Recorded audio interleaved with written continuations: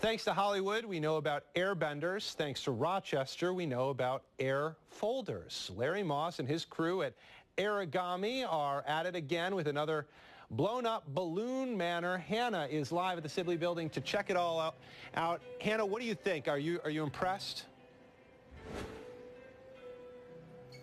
I'm totally blown away, Adam, because the amazing thing is how big it is. And we're lucky enough to have one of the creators here, Larry Moss, and your wife is down below. Wave! Hey, wave to the camera. There she is. She's actually completing, that's one of the mermaids. Right, she's finishing the Queen Mermaid. So over time, the sculpture fades a little bit as it shrinks. So we're just continuing to add pieces and tell the story a little further throughout the week. So even people that came earlier in the week will have something to see if they come back. So explain, we're on the 3rd floor of the Sibley Building. This is what you call kind of your undersea adventure balloon-wise, okay?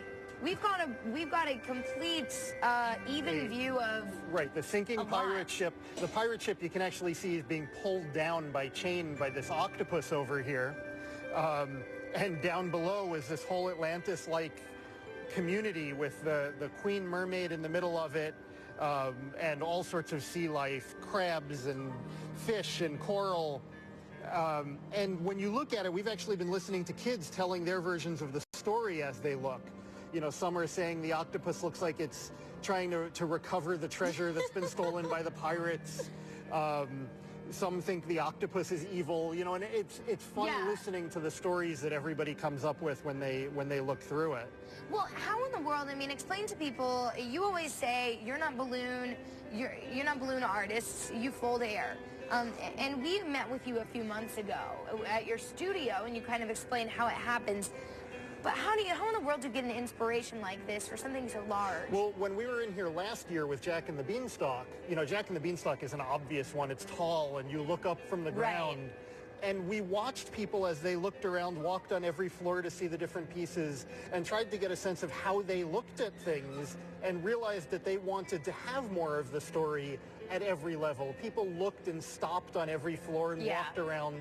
So we were looking for a theme that really was layered. I mean, when you look in the sea, there are different sea creatures at various depths of the sea, and we wanted to capture that.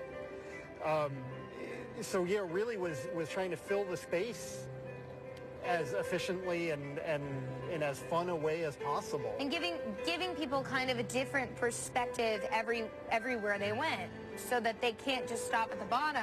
Right. They have to go to the top. Right. It's really funny being in the gift shop down below, looking at people as they walk in, and they get these incredible reactions. Their mouths hang open right when they walk in the door, and we've got to say to them, no, go upstairs first.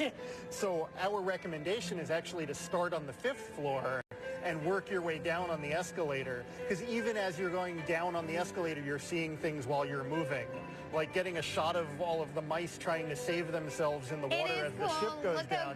Look how cute the mice are in the life preservers, and then the guys over here in the, you know, in the rescue boat. It's adorable.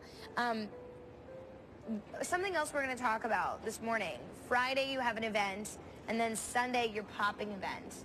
Right. So most of the viewing of this and most of the events have been free, including Friday's Enchantment Under the Sea dance. Yes. Those that remember Back to the Future know that this is the year that Marty McFly went forward to in Back to the Future. And so we decided that all started with an Enchantment Under the Sea dance. We're doing that too.